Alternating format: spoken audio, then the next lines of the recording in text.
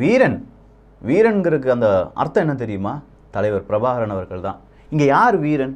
கடைசி புல்லட், மக்களுக்காக நான் போராடிட்டு இருக்கேன், உன்னுடைய ஏகாதிபத்தியத்துக்கு எதிராக நான் போராடிட்டு இருக்கேன், நீ என்னை கொல்லுவேன்னு தெரியும், நான் உன்னை அழிக்கிறதுக்காக தான் வந்திருக்கேன், இன்னைக்கு நான் அழிக்கலைனாலும் நாளைக்கு நான் பத்தச்சு வச்சிருக்கிற இந்த தீ உன்னை அழித்து விடும் அப்படின்னு சொல்லி தலைவர் அவர்கள் சொல்லிட்டு போனாங்க. கடைசி புல்லட் வரையும் அவருடைய உடம்பில் ஏறுற வரைக்கும், அவருடைய குடும்பத்தில் இருக்கக்கூடிய அனைத்து நபர்களையும் கொன்று குவிக்கிற வரைக்கும் அவர் மக்களுக்காக போராடி அதே இடத்துல உயிர் துறந்தார். அவர் வீரர். மக்கள் போராடுறாங்க, மக்கள் உனக்கு எதிராக போராடுறாங்கன்னு சொல்லி நாட்டை விட்டு ஓடி போகிறதுக்கும் இல்லை வீட்டை விட்டு ஓடி போகிறதுக்கும் இப்படி ஒவ்வொரு இடமா ஓடி போய் ஒழிஞ்சிட்டு இருக்காங்க பார்த்தீங்களா இந்த ராஜபக்சே குடும்பம். அவங்கெல்லாம் வீரர்கள் கிடையாது, கோழைகள் அப்படின்னு சொல்லலாம். படு பயங்கரமான கோழைகள். இலங்கையை இந்த அளவுக்கு நாசம் செய்த இந்த கோழைகளை மக்கள் இப்போ என்ன செய்ய ஆரம்பிச்சிருக்காங்க? விரட்டி விரட்டி அடிக்கிறாங்க, பார்க்குற இடத்துல அடிக்கிறாங்க. தவறான ஒரே ஒரு இன்ஃபர்மேஷன் சொல்லிட்டேன். தண்ணிக்குள்ளே விழுந்தது ஆதரவாளர்கள், அதை விட்டுட்டு நான் போராட்டக்காரர்கள் இல்லாட்டி மக்கள் அப்படின்னு சொல்லிட்டேன். ஆனால் அது கழிஞ்சு நிறைய கமெண்ட்ஸ் வருது. இல்லை தம்பி, அங்கே வந்து நிறைய பேர் வந்தாங்க, ராஜபக்சேவினுடைய ஆதரவாளர்கள் வந்தாங்க, அவங்கள மக்கள் என்ன செஞ்சிட்டாங்க? அடித்து தண்ணிக்குள்ளே போட்டுட்டாங்க. ஏண்டா எங்களை மட்டும் அடிக்க வரீங்களா அப்படின்னு சொல்லி. ஸோ இப்போது அரசாங்கம் மக்களுக்கு எதிராக இல்லை, மக்கள் தான் அரசாங்கத்துக்கு எதிராக இருக்கிறார்கள். டோட்டல் அங்கே கலவர பூமியாக மாறி நிற்கிறது. ஒரு இரவில் என்ன நடந்தது அப்படிங்கிறத பார்க்க போகிறோம். அன்பு தமிழஞ்சங்களுக்கு தமிழ் பொக்கிஷத்தின் வணக்கங்கள்.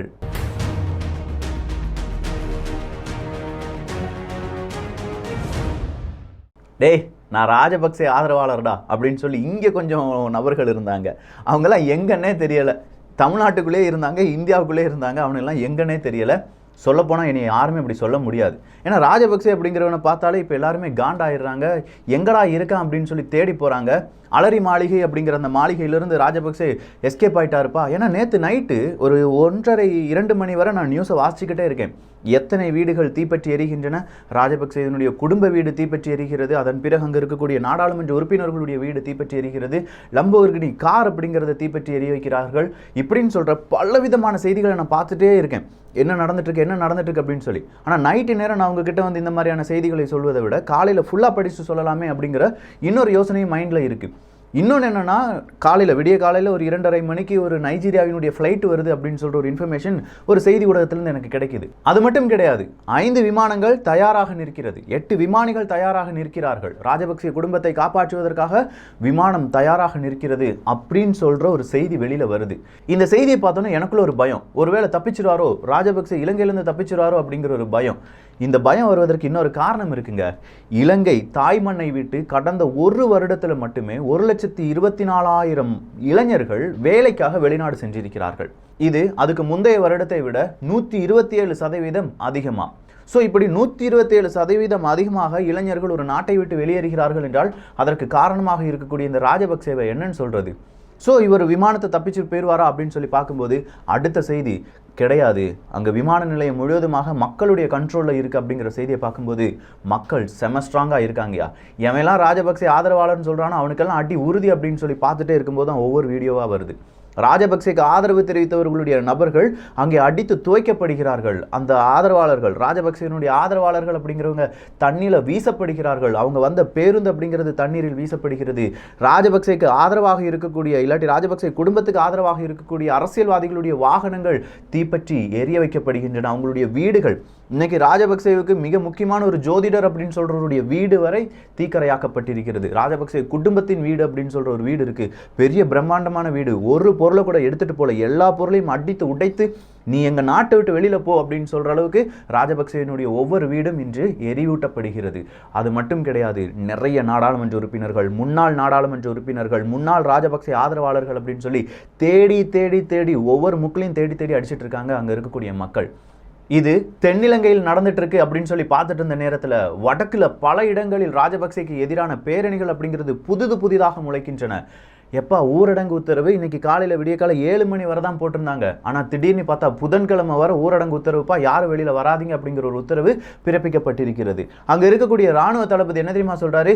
மக்கள், உங்களுடைய கோபம் நியாயமானதுதான், ஆனால் இந்த நேரத்தில் நீங்கள் தனியார் சொத்துக்களையோ இல்லாட்டி கவர்மெண்ட் சொத்துக்களையோ அழிக்காதீர்கள், மக்களே வந்து அடுத்தது அரசியல்வாதிகளெல்லாம் அடிக்காதீங்க, அவங்களுடைய வீடுகளை சேதப்படுத்தாதீர்கள், கொஞ்சம் நல்லபடியாக யோசிச்சு முடிவெடுங்க, ராணுவம் இதை கட்டுக்குள் கொண்டு வரும் அப்படின்னு சொல்கிறாங்க. அப்படின்னு என்ன ராணுவ ஆட்சி நடக்குதா?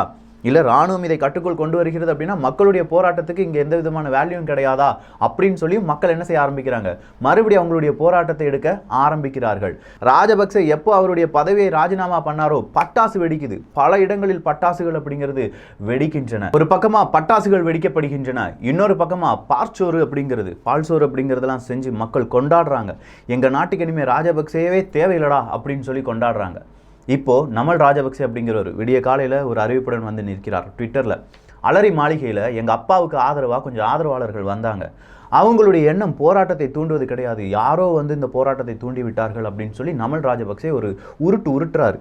இந்த உருட்டுக்கு மத்தியில் இப்போ இந்த ராஜபக்சேக்கு ஆதரவாளர்கள் அப்படின்னு சொல்லி கொஞ்சம் பேர் வந்திருந்தாங்கல்ல, அவங்களுடைய வாக்குமூலம் என்பதும் இப்போது மக்களால் ஒளிபரப்பு செய்யப்படுகிறது. நல்லா கவனிச்சுக்கோங்க, மக்களால் ஒளிபரப்பு செய்யப்படுகிறது. எல்லார் கையிலையும் செல்ஃபோன் இருக்குது, அவங்க எடுக்கிற வீடியோஸ் எல்லாம் இப்போ சோஷியல் மீடியாவில் வந்துட்டு இருக்கு. முதல்ல இலங்கையில் நடந்த இனப்படுகொலை அப்படின்னு சொல்கிறது மாதிரி மூடி மறைச்சலாம் நினைச்சிடாதீங்க. ஸோ ராஜபக்சேக்கு ஆதரவாக களமிறங்கிய ஆதரவாளர்கள் சிறை கைதிகளாகவும் இருந்திருக்கிறார்கள். 200க்கும் அதிகமான பேருந்துகளில் பணம் கொடுத்து இல்லாட்டி இந்த மாதிரி போராட்டக்காரர்களை அடிக்க வேண்டும் அப்படின்னு சொல்லி தூண்டுதலின் பெயரில் ராஜபக்சேவால் வரவழைக்கப்பட்டவர்கள் அப்படிங்கிற ஆதாரம் சிக்கியிருக்கிறது. இந்த ஆதாரத்துக்கு மத்தியில் நமல் ராஜபக்சே வந்து சொல்கிறாரு, இல்லைப்பா நாங்கள் வந்து எங்கள் அப்பாவுக்கு ஆதரவாக கொஞ்சம் பேர் வரணும்னு சொன்னாங்க, நாங்கள் கூப்பிட்டு வந்தோம், எங்களுக்கும் இதுக்கும் எந்த சம்மந்தமும் கிடையாது அப்படின்னு சொல்கிறார். இன்னொரு பக்கம் கோத்தபய ராஜபக்சே அப்படிங்கிற ஒரு வேறு வழியே இல்லாமல் தன்னுடைய சகோதரருக்கு எதிராகவே இப்போது நிறைய கருத்துக்களை பேச ஆரம்பிச்சிருக்கார். எவன் தூண்டி விட்டாலும் சரி அவனெல்லாம் கைது பண்ணுங்க அப்படின்னா உங்களுடைய சகோதரர் மஹிந்த ராஜபக்சே தான் முதல்ல கைது பண்ணி உள்ள போடணும். ஐயா வெளியில தப்பிச்சு போயிடாமையா, அதனால கொஞ்சம் சீக்கிரமா கைது பண்ணிட்டீங்கன்னா நல்லா இருக்கும் அப்படின்னு சொல்லி நிறைய பேர் இப்போ ராஜபக்சேக்கு எதிராக திரள ஆரம்பித்திருக்கிறார்கள். இந்த பிரச்சனைக்கு காரணமே கோத்தபய ராஜபக்சே தானே, அவரை தானே முதல்ல கைது பண்ணியிருக்கணும், அவர் தானே முதல்ல பதவி விலகி இருக்க வேண்டும் அப்படின்னு சொல்லி கோத்தா கோ ஹோம் அப்படிங்கிறது இன்னும் பெரிய அளவில் என்ன ஆகிட்டு இருக்கு, ட்ரெண்ட் அடிச்சிட்டு இருக்கு அப்படின்னு சொல்லலாம். அதே மாதிரி இந்த சம்பவங்கள்லாம் நடக்கிறதுக்கு முன்னாடி, அதாவது மஹிந்த ராஜபக்சேக்கு ஆதரவாக நிறைய ஆதரவாளர்கள் வராங்க. அவங்க வந்து அப்படியே ப்ரெஸ் மீட்லாம் கொடுக்குறாங்க, எங்கள் தலைவரை நீங்கள் வெளியேற்றிடுவீர்களா, நாங்கள் பார்க்கட்டும் அப்படின்னு சொன்னாங்க. அவங்களுடைய அடுத்த ஃபோட்டோ, அதாவது கொஞ்சம் நேரம் கழிஞ்சு இன்னொரு வீடியோ வருது, பிஃபோர் ஆஃப்டர் அப்படின்னு சொல்லி. அவர் வந்து நிற்க முடியாமல் அப்படியே தள்ளாடி போய் ஒரு கேட்லலாம் விழுற மாதிரியான ஒரு வீடியோ. என்னன்னு பார்த்தா மக்கள் அந்த அளவுக்கு சிறப்பாக செஞ்சுருக்காங்க. ஸோ இனி ராஜபக்சே குடும்பத்துக்கு இங்கே எதிர்காலம் இருக்கிறதா அப்படின்னு பார்த்தா சுத்தமாக கிடையாதுங்கிறது மட்டும் தெளிவாக புரியுது. இப்போ எல்லாருமே ஒன்றிணைய வேண்டும் அப்படின்னு சொல்லி அங்கே இருக்கக்கூடிய பல இயக்கங்கள் எல்லாரையுமே ஒன்றிணைக்கக்கூடிய அந்த ஒரு கட்டத்தில் ஈடுபட்டு வருகிறார்கள். இதை சரியாக பயன்படுத்தி கொள்கிறார்கள் இலங்கையினுடைய அரசியல்வாதிகள், தப்புன்னு சொல்லலை. ஆனால் அப்படி இதை பயன்படுத்தக்கூடிய அரசியல்வாதிகள் இலங்கை மக்களுக்கு நல்லது செய்ய வேண்டும். ஒரு வருடத்தில் 1,24,000 இளைஞர்கள் இலங்கையை விட்டு போயிருக்காங்க. அடுத்த வருஷம், அதாவது இந்த வருஷத்தில் அது கிட்டத்தட்ட 127% இன்க்ரீஸ் ஆயிருக்குன்னு சொல்கிறோம்ல, அது 300% இன்க்ரீஸ் ஆகிறதுக்கான வாய்ப்புகள் இருக்குது. நிறைய இளைஞர்கள் இலங்கையை விட்டு போகிறதுக்கான வாய்ப்புகள் இருக்குன்னு சொல்கிறாங்க.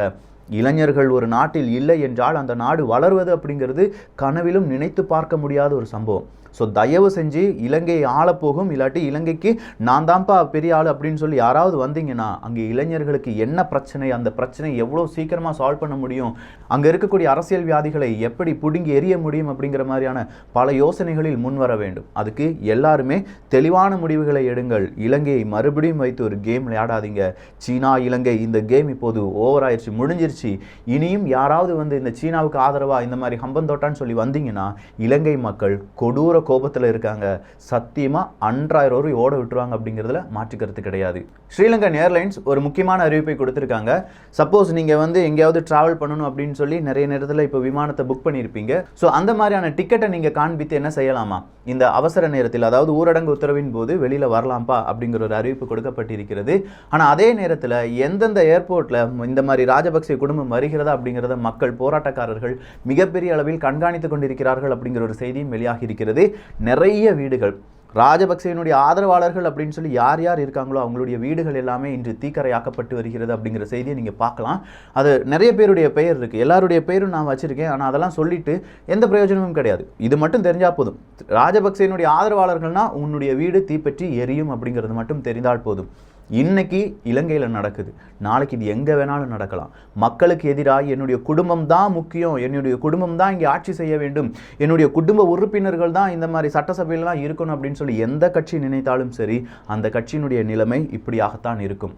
என்ன ஒரு 10 வருஷம் நல்லா போகிற மாதிரி இருக்கும், ஆனால் 11வது வருஷம் மக்கள் வெகுண்டு எழுந்து விடுவார்கள். அப்படி வெகுண்டு எழும்போது இங்கே உங்களுடைய எந்த விதமான ஆட்சியும் அதிகாரமும் அவர்கள் முன்னாடி நிற்காது என்பதை இந்த இலங்கை சம்பவம் நமக்கு நன்றாக உணர்த்துகிறது. வருகிறது. கொஞ்சம் ஆளும் கட்சியை சார்ந்த நாடாளுமன்ற உறுப்பினர்கள் என்ன செய்யறாங்கன்னா அவங்களே சுட்டு கொன்னுடுறாங்க அப்படின்னு சொல்ற ஒரு செய்தி வருது. அவங்களுடைய டிரைவர் கழுத்தறுத்து இறந்துடுறாரு அப்படின்னு சொல்ற செய்தி வருகிறது. அது மட்டும் கிடையாது, அமைச்சரவை முழுவதுமாக கலைக்கப்பட்டு விட்டது அப்படின்னு சொல்றாங்க. இன்னைக்கு திடீர்னு பார்த்தா கோத்தபய ராஜபக்சே அவர்கள் ஒரு கூட்டத்தை கூட்டியிருக்கிறார். அடுத்த ஜனாதிபதி யார் அப்படிங்கிற ஒரு தீர்மானம் வருமா என்கிற ஒரு எதிர்பார்ப்பு நிலவுகிறது. மக்கள் போராட்டம் அப்படிங்கிறது நிமிடத்துக்கு நிமிடம் நொடிக்கு நொடி அதிகரித்து வருகிறது. கலவர பூமியாக மாறிவிட்டது இலங்கை அப்படிங்கிற ஒரு செய்தி இன்று பல உலக நாடுகளிலும் உலக மீடியாக்களிலும் தலைப்புச் செய்தியாக மாறி இருக்கிறது. கனடாவை சார்ந்தவர்கள் இதை பற்றி பேச ஆரம்பிச்சிட்டாங்க. ஆஸ்திரேலியாவை சார்ந்தவர்கள் இதை பற்றி பேச ஆரம்பிச்சிட்டாங்க. என்னடா மக்களை இப்படி போராட வச்சு நீங்கள் என்னடா ஆட்சி நடத்துறீங்க அப்படிங்கிற கேள்வி மேலே கேட்டுட்டு இருக்காங்க. சீனா மட்டும் அமைதியாக வேடிக்கை பார்த்துட்டு இருக்கு. ஏன்னா சீனாவுக்கு கண்டிப்பாக இந்த ஒரு பிரச்சனை பெரிய பிரச்சனையாக பார்க்கப்பட வேண்டும். அவங்க இன்வெஸ்ட் பண்ணியிருக்கிற பாகிஸ்தானில் பலுச்சிஸ்தான் மாகாணத்தில் சீனாவுக்கு எதிரான போராட்டம் கடுமையாக நடந்துட்டு இருக்கு. இப்போ இலங்கையில் சீனா அப்படிங்கிற ஒரு பெயர் கேட்டாலே, ராஜபக்சே அப்படிங்கிற ஒரு பெயர் கேட்டாலே மக்கள் கோபத்தினுடைய உச்சிக்கு வந்துடுறாங்க.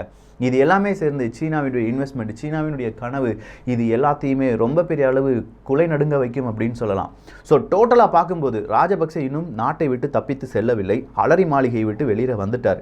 அலரி மாளிகையினுடைய கதவுகளை நேத்தே மக்கள் உடைத்து விட்டார்கள் அப்படிங்கிற ஒரு செய்தி வெளியானது. விமானமும் விமானிகளும் தயாராக இருக்கும்போது ராத்மலானா விமான நிலையம் முழுவதுமாக மக்களுடைய கண்ட்ரோல்ல இருக்கு. ராஜபக்சே வெளியில வந்தார்னா என்ன நடக்கும் அப்படிங்கிறதுலாம் இன்னும் தெரியல. ஸோ ஓவராலா இன்னும் பல அப்டேட்ஸ் வருவதற்கான வாய்ப்புகள் இருக்கு. இலங்கையில் நடக்க போகும் அரசியல் மாற்றங்கள் என்ன, இலங்கையில் நடந்த இந்த பிரச்சனைக்கு உலக நாடுகள் எப்படி ரியாக்ட் பண்றாங்க, உலக நாட்டு மக்கள் எப்படி ரியாக்ட் பண்றாங்க அப்படிங்கிற அடுத்த ஒரு கம்ப்ளீட் டீடைல்ஸை இன்னொரு காணொலியில பார்க்கலாம். ஸோ இந்த ஒரு காணொலியில ஒரு விஷயம் நல்லா புரிஞ்சிருச்சு.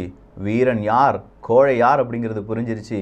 கோழை அப்படிங்கிறவன் வீரனாக வேஷம் போடலாம், ஆனால் வீரனாக வாழ முடியாது அப்படிங்கிற ஒரு விஷயமும் புரிஞ்சிருச்சு. இன்றளவும் வீரனாக நிற்பது தலைவர் மட்டும்தான் அப்படிங்கிறதும் தெளிவாக புரிஞ்சிருச்சு. மக்கள் இப்போது தலைவரை தேட ஆரம்பித்து விட்டார்கள். அவர் பற்ற வைத்த தீ இன்று ரொம்ப ஜுவாலையாக தீப்பற்றி எரிகிறது அப்படிங்கிறது மட்டும் தெளிவாக புரியுது. சீக்கிரமாக இது எல்லாம் நல்ல ஒரு நிலைமைக்கு திரும்ப வேண்டும். இலங்கை மக்களுடைய வாழ்வில் நல்ல ஒரு பிரகாசமான ஒளி எரியட்டும். இந்த தீ அப்படியே அணையட்டும். ராஜபக்சே குடும்பம் அப்படிங்கிறது அவங்க என்ன செஞ்சாங்களோ அதுக்கான கர்மாவை அனுபவிச்சுட்டு இருக்காங்க அப்படிங்கிறது மட்டும் புரிகிறது.